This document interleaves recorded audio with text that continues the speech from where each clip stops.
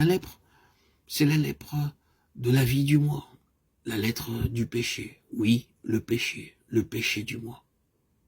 Regardons Osias et voyons ce que la lèpre signifie, ce que la lèpre a représenté ou révélé dans son cas. Il fit ce qui est droit aux yeux de l'Éternel entièrement, comme avait fait Amatsia son père.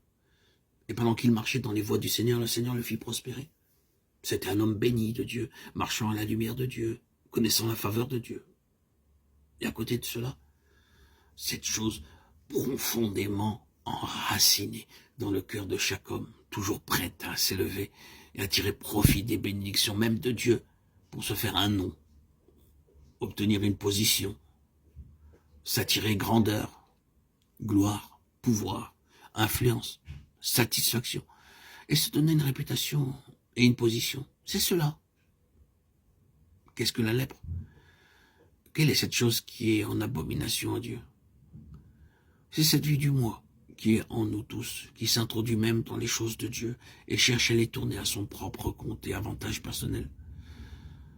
Le Seigneur bénit et dans le secret de notre cœur, nous devenons quelqu'un parce que le Seigneur a béni. Nous oublions que c'est par la grâce et la bonté de Dieu que ces bénédictions nous ont été accordées. Secrètement, nous mettons à penser qu'il doit y avoir quelque chose en nous qui l'explique. Notre compétence, notre intelligence, quelque chose de louable en nous.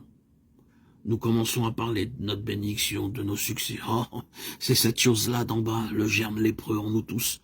La vie du moi, dans ses formes variées, qui produit l'orgueil, même l'orgueil spirituel, et fait que, comme Osias, nous nous imposons dans les choses saintes avec notre énergie, force, autoritarisme, présomption, oui, la lèpre de quelque manière qu'elle exprime est la racine du moi, l'égoïsme. En cela, et c'est une autre branche de choses pour lesquelles nous n'avons pas le temps maintenant. En cela se trouve le danger de la bénédiction et de la prospérité. Combien il est nécessaire d'être crucifié au milieu de nos bénédictions. Combien il est nécessaire que Dieu mette sa bénédiction à l'abri de nous en nous montrant continuellement ce que nous sommes et que tout est par grâce. S'il nous a accordé une quelconque bénédiction, du succès, de la prospérité en tout, ce n'est pas parce qu'à ses yeux, il y a en nous quelques mérites, malgré ce que les hommes puissent penser. Quoique nous puissions être parmi les hommes aux yeux de Dieu, nous ne sommes que des lépreux.